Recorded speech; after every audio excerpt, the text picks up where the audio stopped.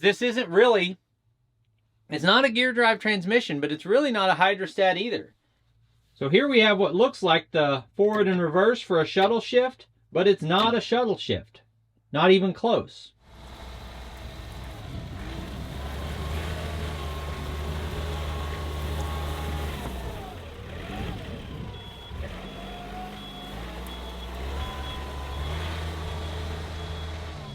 Over the last couple of years, I've been traveling around and operating different tractor models from different brands. I would say within the realm of compact tractors, I've ran about every machine out there. And if I was buying a tractor today, there's no doubt in my mind I would get the Yanmar YT347. I think it's the best tractor for me.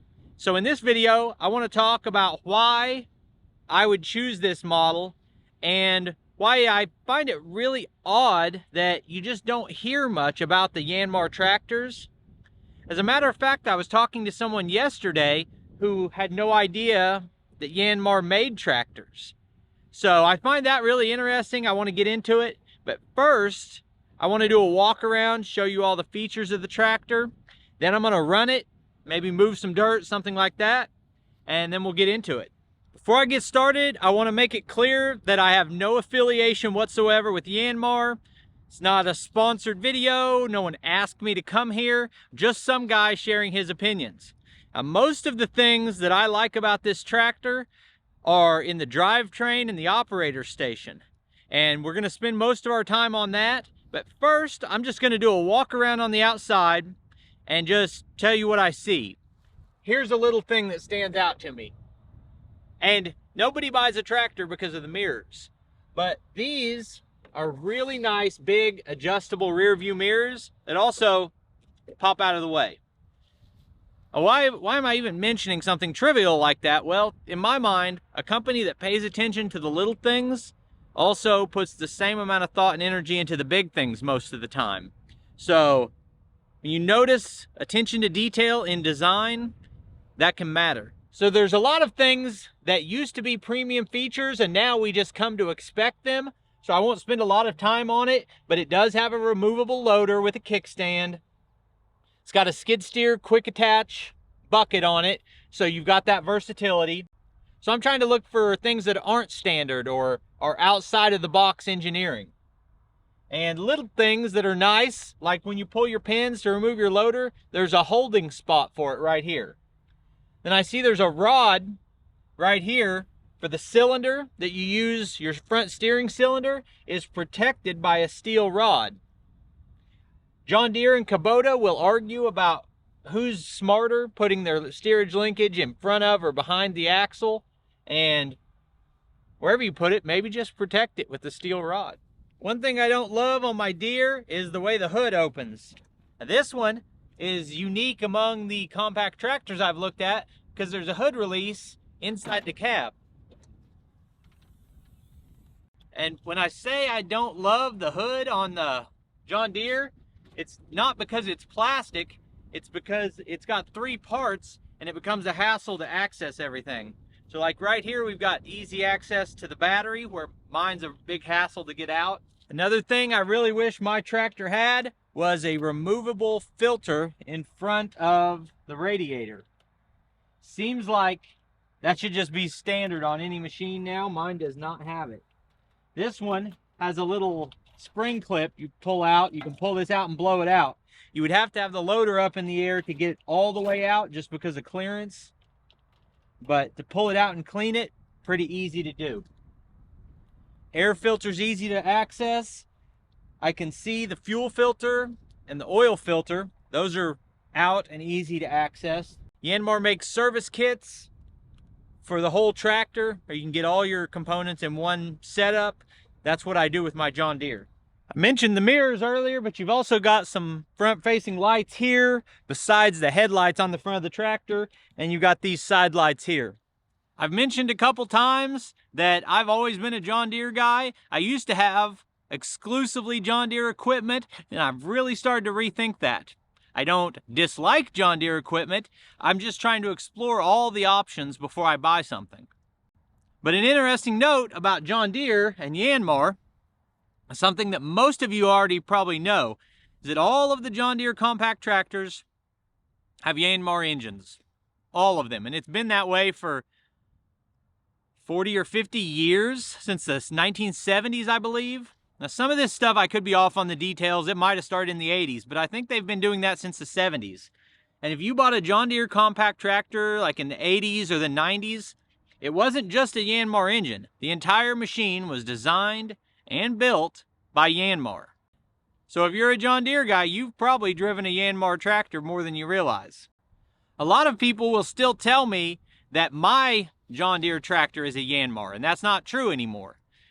John Deere designs and builds their own tractor with parts that come from all over the place. So John Deere's not making their axles and their transmissions and everything else. They're sourcing parts and building a machine based on their design. That's a difference with Yanmar and a very select group of other tractor manufacturers. Kubota might be able to say the same thing. Coyote might be able to. But Yanmar, everything about this tractor, they design it from the ground up and they build it themselves. They're not buying another company's engines to put in their tractors. Yanmar engines aren't just used in John Deere compact tractors, they're used in all types of equipment. Probably Yanmar and Kubota are the two names you think of as tractor manufacturers that actually manufacture engines for everybody else. My Baumolite mini skid steer has a Kubota engine in it. And if I didn't get the one with the Kubota, they make the same machine with a Yanmar engine. But I didn't get down on my knees here to talk about the history of Yanmar. I was just going to show the fuel tank location. The fuel tank is under the cab right here, kind of protected by this step. And the fuel fill is right here on the side down low. So whether you're filling it with a diesel transfer tank like I do, or you're using 5-gallon cans, you don't have to lift them up very high and you can see down in it.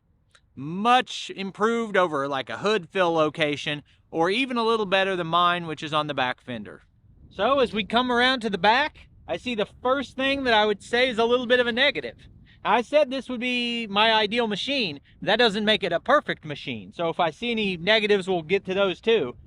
So a lot of the competitors will have a lever, or in John Deere's case, an electronic control that allows you to raise and lower your 3-point hitch from outside the tractor. It's a very handy feature.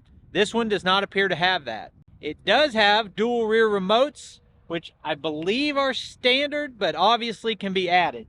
A couple of things I've added to my tractor, but I think should absolutely be standard, especially on a machine in this class range, is extendable lift arms, which it has, and telescoping stabilizers, where you pull a pin here.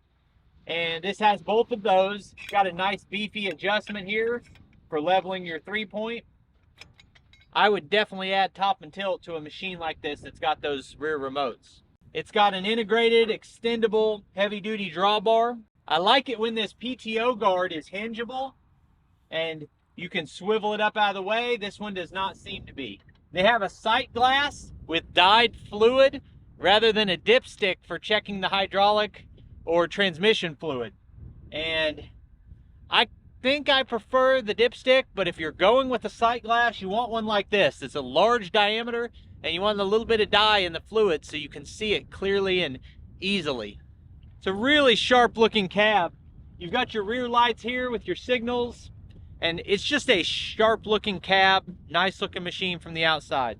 When we were down there looking at the fuel tank, I noticed how robust and how heavy duty the step is, but also it's really low to the ground. For those of us that aren't 18 anymore, this is not a machine that's going to be hard to climb in and out of, and some of them are.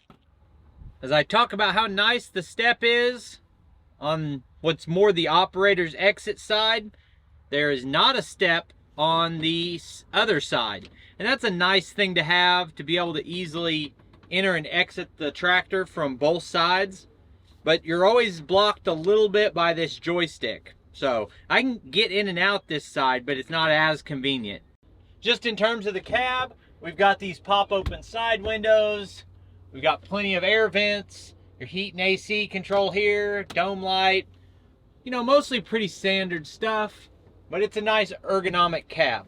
I don't feel cramped at all. Let's see how you open the back. Looks like there's a handle right here. Pop that back open if you want to get a little air. So within the tractor market, I've had a lot of nice things to say about a lot of different brands. One reason for that is I'm just mostly a positive person. I focus on the positive aspects. But beyond that, I think all the brands make a quality machine. But within the market, I see kind of different options you can take. You can say, I want to get the least expensive machine I can possibly get that will do the work. You can also say, I want to get the best tractor on the market. And those are two different targets to chase. And if you buy this tractor, you're probably chasing the idea of buying the best tractor you can find. This is a premium tractor that I would put up against a John Deere or a Kubota any day of the week. So from the operator seat, mostly everything is well designed and ergonomic, but I don't love these controls placement on your auxiliary remotes if it's something you're using a lot. Now mostly you're not. If you're using something like a Batwing, you're not, as you drive, sitting here and toggling this. But on mine, those are a more convenient location to use. Now, the loader joystick, on the other hand, is fantastic. It's great feel in your hand. It's got some auxiliary controls here, third function, and just very nice design on this. It's got a lockout on it down here. On this side, we have four-wheel drive on and off.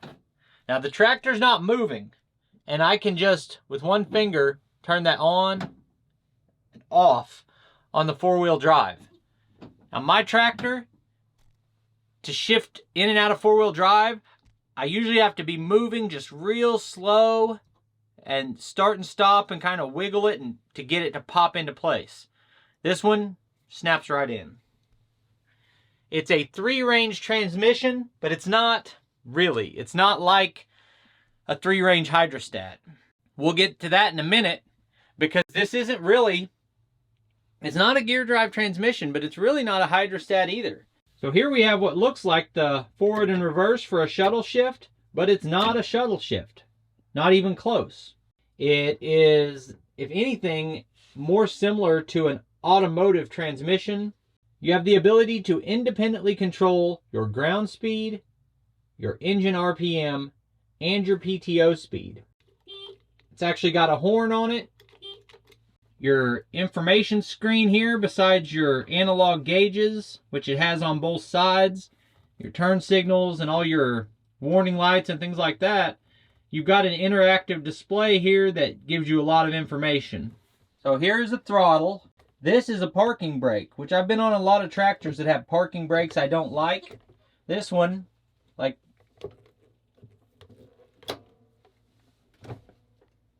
we're unlocked, locked, unlocked. It does not get any easier than that to use your parking brake. Lights and wipers, manual regen. We've got auto throttle on and off, display controls, and an anti-stall feature, which basically, the practical use of that is if I'm brush cutting and I go through some thicker brush and it starts to bog the engine down, it will adjust the transmission and the engine to keep the tractor from bogging down. It's got automotive style cruise control, on, off, set, plus and minus, resume, just like it works in your car. You can have it at 3.4 miles per hour and go 3.5, 3.6. So you have a clutch, but everyone I've talked to says you'll never need to push that clutch. It also has split brakes. Currently, I can use the brakes independently, which is great for tight turns. Pop that up, and it's a joint brake. They're tied together now. This is the hood release right here. Here's your wiper control and your flashers. I said wipers here. This is just your different lights. The tilt wheel controls right here. It's got a ton of movement. So if you have trouble getting in and out, that moved a long way to make that easier. As we look at visibility, pretty darn good. Like with any compact tractor I've been on, you're gonna have trouble seeing the tips of your forks, but everywhere else, I don't feel blocked. Got good visibility down here. Glass goes all the way down.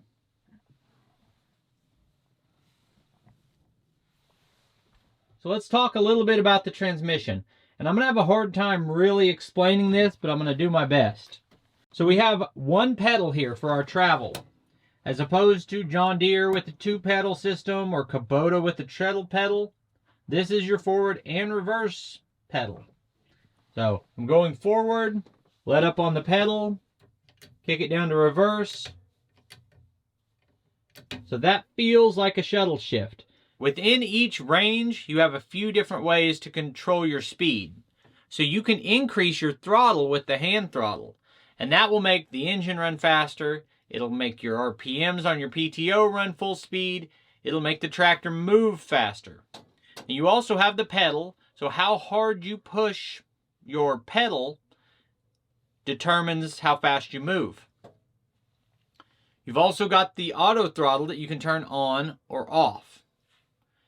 Now, as I talk about all of this, keep in mind that just because it has that doesn't mean you have to use it. I've actually talked to a couple guys who said they don't like auto throttle. They want to control the throttle by hand. Well, you just turn it off with the switch. But if you want more control, you've got your auto throttle, you've got your anti-stall, but you've also got an interesting control system over here. So this is your PTO knob, turns it on and off. Then here, you have a motion control with a turtle and a rabbit. So if you just want to go faster within your range, or you want to slow down. With my tractor, a lot of times I want a high RPM for loader work, and so you just turn the throttle all the way up. And then you control your speed with the foot pedal. And you can do that with this tractor. You can also say, I want a high engine RPM, but want to travel slow, and then adjust your speed control right here. You can do the same thing with the PTO. You can say, I want slow motion, slow travel, but I want higher RPMs on the PTO or lower. So you got a lot of control here. So now that I've shared all the information I can find online, let's see if I can run this thing. So we've taken it out of gear, got a foot on the brake, gonna release the parking brake, back in gear, pop it to forward. Let's get the loader up. One thing about quality of design that I first heard Mike Morgan say is loader controls will tell you a lot about the quality of the tractor. And this is a silky smooth loader. I'm not used to it. I haven't ran it before. But as I come down here and say I want to go up and curl at the same time, it's very easy to go down and dump at the same time. Really good for moving something with the pallet. We're coming up and we're dumping at the same time. That is the smoothest set of loader controls I've ever used. I don't know if I need it nagging me. It says apply parking brake while stopped. So I put it in neutral. Let's see if it stays running when I get out of the seat. It does not. It would appear that this tractor requires you to set the parking brake before you get out of the seat. Some people would like that, some wouldn't. Some people would disconnect the seat safety switch, some wouldn't. I have no opinion on such things. We've got the beeping to tell us we're backing up. Not something I'm fond of as a video guy. The viewers told me right away they didn't want to listen to that machine beeping while I'm running it.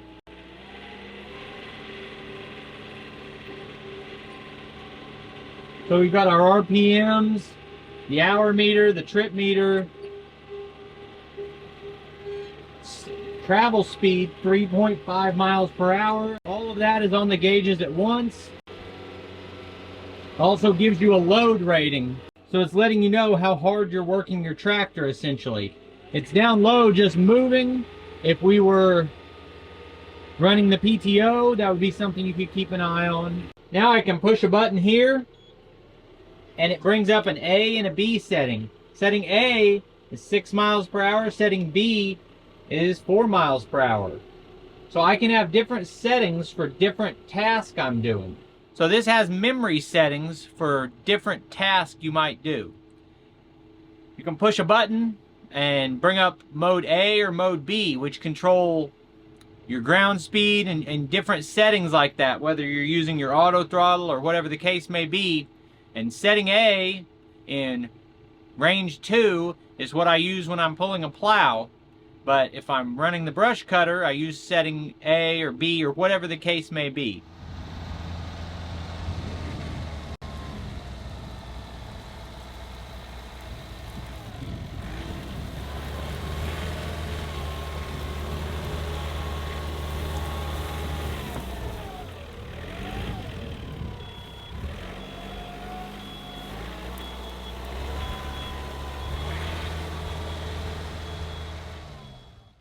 So I came up here to look at Yanmar tractors, but this is a big dealership with a wide range of attachments. And I want to thank you for taking the time to tell me about all this equipment and let me record up here. You want to tell them what you guys sell besides the tractors being shown in this video? Well, we sell Yanmar, of course. We also sell New Holland construction and ag. We carry brush hog, rhino. We carry a lot of New Holland hay equipment. We just carry a wide variety of anything. You know, if you want it, just holler at us and we'll get it for you.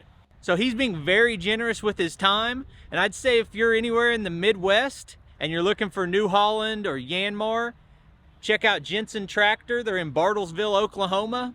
And that's in the Tulsa area. I guess I'll go ahead and get the price question out of the way. Everyone wants to know what it cost. I don't like to say it in a video for several reasons. Number one, dealers may be competing on price. Price may be seasonal. And a video like this can have a long lifespan. Where I've got videos I published 3 years ago that are still getting hundreds or thousands of views every day. And a price that I gave you in 2020 is no longer relevant today. What I will say is this is not going to be the cheapest tractor on the market. It is a premium tractor with premium features. The fact that I'm used to a hydrostat that I run every day, I have a little bit of experience with gear drive tractors, but not as much as I do the number of hours on my hydrostat. This has a little bit of a learning curve for me, not in terms of knowing what to do, but in terms of automatically, instinctively using that forward and reverse lever. I automatically want to switch my foot to the other pedal, which isn't even there. So there's a little bit of a learning curve. If I was buying the machine today, why would I pick a machine that had that little bit of a learning curve? And I've told you why I like Yanmar. It's just my opinion on it after looking at the market. I think this is one of the most well-built, well-engineered machines on the market. I like that they engineer the entire machine from the ground up. And I think this I-HMT, which is like intelligent hydro manual mechanical transmission, is kind of groundbreaking as far as what's available in compact tractors. You're going to find a system more like this in your big 200 horse ag tractor. But I think you're coming closer to getting the power and performance of a gear drive with more of the advanced features and the ease of operation that you get out of a hydrostat. So to me, it seems like the best of both worlds. And I like the independent control for ground speed, PTO speed, engine horsepower. And I also think that they haven't skipped any details. So I really appreciate Jensen Tractor letting me come up here and run this. I appreciate you taking time to watch the video. I'll put links on the screen to a couple more of our videos, and I'll see you next time.